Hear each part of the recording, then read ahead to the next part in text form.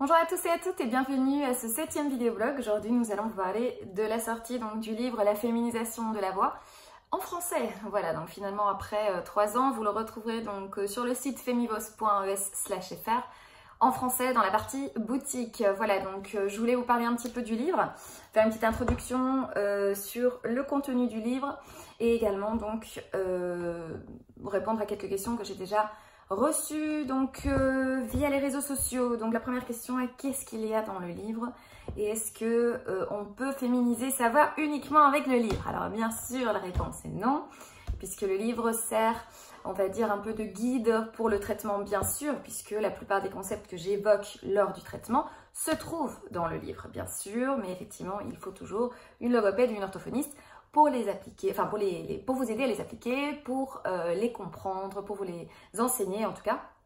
Voilà, donc une autre question était à qui, pour qui est le livre? Je veux dire, si c'est plus pour les patientes ou plus pour les professionnels de la santé. La réponse est vraiment pour les deux, puisque dans ce livre, ce que je fais, donc j'évoque premièrement, j'introduis on va dire le phénomène du transgénérisme, donc pour les patientes forcément qui s'y connaissent, bon, elles pourront peut-être à mon avis sauter cette partie, ou alors peut-être elles vont y trouver des réponses qu'elles recherchaient depuis longtemps. Donc voilà, juste une partie qui est introduite surtout au niveau de la terminologie, puisque la terminologie de nos jours change quand même assez rapidement ou évolue assez rapidement. Donc c'est vrai que mon livre d'il y a 3 ans en espagnol évoquait le terme transsexual en espagnol, donc transsexuel. Aujourd'hui, nous n'utilisons plus ce terme-là.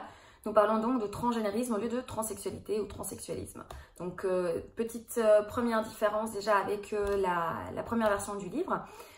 Ensuite, vous dire aussi qu'il y a donc 70 pages ou 70 pages en belge en plus.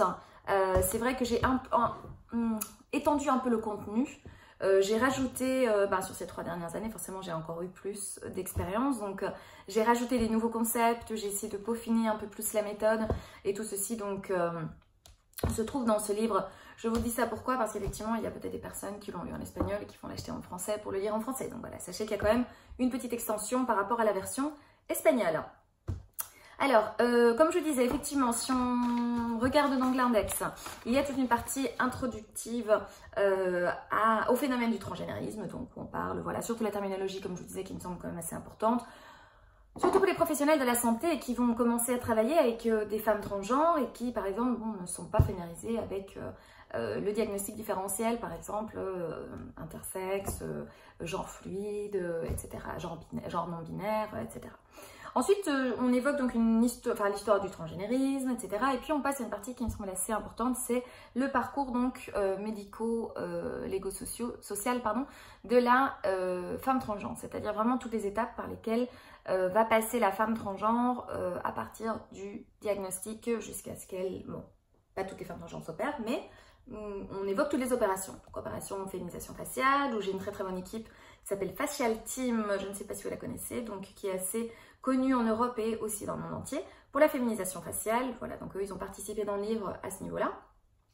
J'ai également une partie qui parle de la féminisation donc génitale, tout ce qui est chirurgie donc du sexe vaginoplastie, qui a été fait donc par l'équipe de Ivan Maniero de Barcelone, qui est aussi un chirurgien assez connu, à mon avis plus connu dans le milieu hispanophone que francophone, mais bon, je le cite quand même.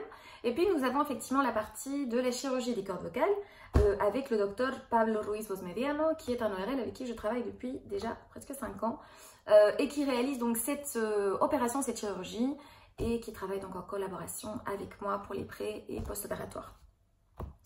Nous parlons également donc de toute l'évolution à travers les DSM 4, 5.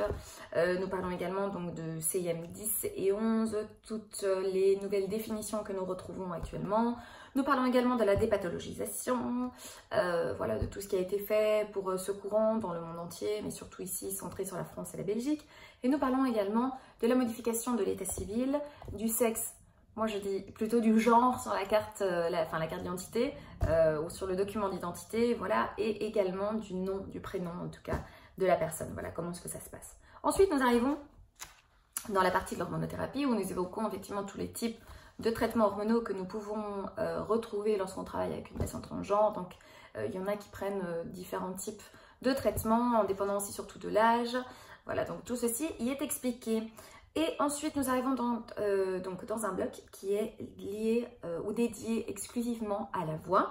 Donc là, nous parlons de la voix au niveau un peu générique. Qu'est-ce que la voix, comment la voix évolue à travers les genres, à travers l'histoire. Voilà. Nous parlons également, donc nous évoquons en fait tous les éléments prosodiques de la voix, tous les paramètres vocaux également, voilà, donc ça en mode de rappel. Ensuite, nous arrivons sur une partie anatomique, physiologique. Là, c'est aussi vraiment un rappel, mais on essaie toujours d'introduire, enfin, on introduit tous ces concepts très génériques, mais je le fais toujours un peu en prenant en compte le traitement qu'on va faire par la suite. Donc, j'essaie toujours de, ce n'est pas seulement, je veux dire, un dictionnaire de la physiologie, par exemple, ou une encyclopédie de la physiologie, sinon qu'on parle beaucoup de ceci, mais orienté patiente. Et ensuite, finalement, nous arrivons donc dans le bloc 3 à la méthode Astudillo. Ce livre, donc, c'est vrai que je dis que ce livre est une introduction à la méthode Astudillo. Ce n'est pas la méthode Astudillo. Pourquoi? Parce qu'effectivement, il y a une grande partie pratique dans la méthode Astudillo qui ne peut que être enseignée, à mon avis, de vive voix ou via la pratique. C'est pour ça que je propose donc les formations pour les logopèdes et orthophonistes sur mon site. Je les propose par Skype, mais je me déplace également. Donc là, pour l'instant, je vais me déplacer en Belgique pour 2 grosses formations donc de 18 heures. Donc j'invite toutes les logopèdes et orthophonistes qui sont intéressés dans ce genre de traitement de me contacter parce qu'effectivement, elles peuvent lire le livre qui, effectivement, va leur donner des pistes d'intervention, on va dire, mais il y a toute une partie intuitive, psychologique, pratique qui se doit d'être enseignée de moi, par exemple, à vous. Et qui est très difficile donc de refléter dans le livre. Voilà, donc dans ce bloc de la méthode Astudillo, j'introduis la logopédie, donc l'orthophonie, surtout pour les patientes, pour qu'elles comprennent bien qu'est-ce que c'est, en quoi consiste notre métier, à quel point il est beau, quels sont tous les domaines d'activité ou les domaines d'intervention qu'on peut avoir, non seulement la voix. On parle également donc des origines de la méthode, comment est-ce que j'ai créé ma méthode, comment est-ce qu'elle a été créée, quels sont ses fondements méthodologiques, puisque je me suis basée sur d'autres méthodes déjà existantes que j'ai adaptées pour me lancer, on va dire, dans ce secteur qui n'était pas du tout encore développé à l'époque. J'introduis également les différents profils de patientes. C'est pour ça aussi qu'il y a une nuance par rapport au livre espagnol, que j'ai ici d'ailleurs. Le livre espagnol introduisait le bouquin La féminisation de la voz, de la mujer transsexual, donc de la femme transsexuelle. Et ici, j'ai enlevé cette petite notion. Pourquoi? Parce qu'effectivement, de nos jours, on remarque que, je ne reçois pas que des femmes transgenres dans mon cabinet virtuel, hein, puisque je travaille beaucoup par Skype. Je reçois d'autres femmes biologiques, par exemple, qui ont aussi des souhaits de féminisation. Donc là, voilà, j'ai essayé d'être d'utiliser une terminologie qui allait englober le plus de cas possible. Donc voilà, donc là, dans le livre, j'évoque également les types de patientes, les types de profils de patientes que nous pouvons, en tant que logopède orthophoniste, rencontrer dans notre parcours professionnel et à qui nous pouvons appliquer donc un traitement de féminisation de la voix. Ensuite, je parle effectivement des piliers de la méthode et on rentre là au cœur de la méthode.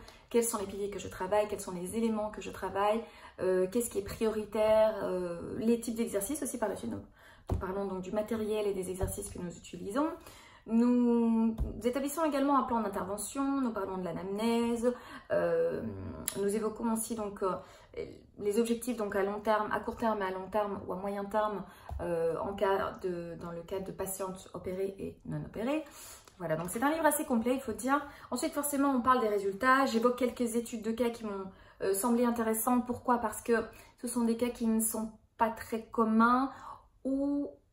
Si, qui pourraient l'être, mais qui ne sont pas, on va dire, féminisation pure. C'est-à-dire, par exemple, il y a un souci d'allergie surajouté, ou il y a, par exemple, un souci autre, un autre type de syndrome qui pourrait être surajouté donc au traitement. Donc voilà, là, il y a quelques études de cas qui me semblent assez intéressants. Ensuite, il y a également un chapitre qui parle de la chirurgie. Donc, surtout, focus chirurgie, logopédie, orthophonie, pourquoi l'une, pourquoi l'autre, donc les pour, les contre, les avantages, les désavantages. Également, je cite dans ce chapitre, d'un point de vue logopédique, quels sont les effets secondaires de la chirurgie que moi j'ai décelés petit à petit lors de ces dernières années. Chaque fois que j'ai une patiente qui est venu à moi suite à une opération, surtout la glottoplastie de Wendler. J'ai donc fait un petit chapitre, enfin une petite partie dans ce chapitre concernant justement tous ces points négatifs, on va dire, ou conséquents à la chirurgie, que nous, en tant que logopède ou orthophoniste, nous devrons pallier d'une certaine façon avant vraiment de travailler, avant vraiment d'appliquer une féminisation de la voix. Donc ce chapitre est quand même assez intéressant. J'ai reçu, d'ailleurs je vais faire un suivant vidéoblog par la suite concernant justement quel est mon point de vue face à la chirurgie, parce que j'ai reçu quelques commentaires comme quoi effectivement je ne prêchais que pour ma paroisse face à la chirurgie. Alors bon, je dois dire qu'effectivement, comme je connais très bien mon domaine et ça fait quand même presque 15 ans que je travaille là-dedans, c'est clair que je vais toujours défendre la logopédie et l'orthophonie si par ailleurs bon, il existait une chirurgie magique, miraculeuse, etc. Bien sûr, moi je vais toujours prôner le bien-être de mes patientes. Donc si en une intervention qui finalement va lui coûter 10 jours de repos vocal, etc., elle pouvait avoir la voix de ses rêves, moi, même si j'ai plus de travail, j'irai vers un autre secteur de la voix, il n'y aurait pas de souci. Mais c'est vrai que, je l'expliquerai dans un autre vidéoblog, il y a des conséquences organiques et fonctionnelles sur la voix qui sont pas très, pour une professionnelle de la voix, qui sont pas très positifs et qui me dérangent et qui me font donc ne pas conseiller la chirurgie comme premier recours, ça c'est clair. Donc je me dois toujours forcément d'orienter ma patiente d'une façon objective, etc. Dans ce cas-ci, plus que parler d'objectivité, là je parle vraiment de voix saine. Donc je vais toujours prôner le fait que mes patientes gardent la voix saine. Voilà, donc ça de toute façon, pour un suivant vidéoblog, je voulais juste l'évoquer. Donc on était au chapitre de la logopédie et chirurgie, voilà, où sont évoqués un peu tous les avantages et désavantages de l'une et de l'autre. Ensuite, forcément, nous avons les conclusions. Donc les conclusions que je tire, on va dire, un petit peu de toute cette expérience de 15 ans que j'ai eue, du livre aussi. Voilà, ça me semble un peu intéressant aussi d'évoquer. Bon, c'est ce que j'ai fait, la demande et le besoin donc de former les logopèdes. Ça, je l'ai déjà évoqué dans des vidéoblogs précédents. Voilà, donc ici, je le réévoque. Et ensuite, une petite nouveauté face au livre en espagnol, c'est que j'ai introduit en annexe les fameux protocoles d'intervention. Donc, protocole d'intervention en studio numéro 1, numéro 2, numéro 3. Pour celles qui ne les connaissent pas encore, juste vous dire voilà, que le protocole numéro 1 fait référence à l'intervention logopédique chez les femmes transgenres adultes. Le protocole numéro 2 fait référence donc à l'intervention logopédique chez les prépubères, c'est-à-dire les enfants, hein, les petites filles, chez les pubères, donc ce qui est juste avant l'adolescence, on va dire juste avant la mue de la voix, et les adolescentes. Donc voilà, toute l'intervention logopédique à ce niveau-là, j'ai essayé de le mettre donc d'une façon assez claire dans un protocole d'intervention nommé donc Astudio numéro 2. Et le protocole d'intervention Astudio numéro 3, c'est celui qui évoque donc l'intervention conjointe avec l'ORL lors d'un cas de prise en charge chirurgicale, donc c'est-à-dire que la patiente s'opère. Donc voilà, quelles seraient les interventions, donc ORL et logopède, pour la femme transgenre. Voilà, donc ça c'était la petite nouveauté. Donc, je vous invite bien sûr à retrouver ce bouquin en vente sur mon site femivos.es/fr dans la partie boutique. N'hésitez pas à m'envoyer vos petites questions. Je le redis, important, ce livre, bien qu'il soit extrêmement intéressant, bien sûr, ne sert pas uniquement, enfin ne peut pas servir à lui-même pour féminiser une voix. Donc attention les filles, si vous avez des questions, si vous avez envie de féminiser votre voix, je vous invite à me contacter directement. Est-ce que nous fassions déjà un premier rendez-vous qui est, je le répète aussi, gratuit par Skype. Je fais toujours un premier entretien pour vous expliquer un petit peu comment ça se passe et surtout pour vous connaître, évaluer déjà un peu votre voix et vous donner des pistes d'intervention ou voilà, ce que moi je pense de ce qu'on pourrait faire avec votre voix. D'accord? De toute façon, le livre, voici, j'en suis fière, finalement il est là. Après 3 ans, une bonne traduction et donc comme je disais avant, nous avons rajouté quelques aspects intéressants.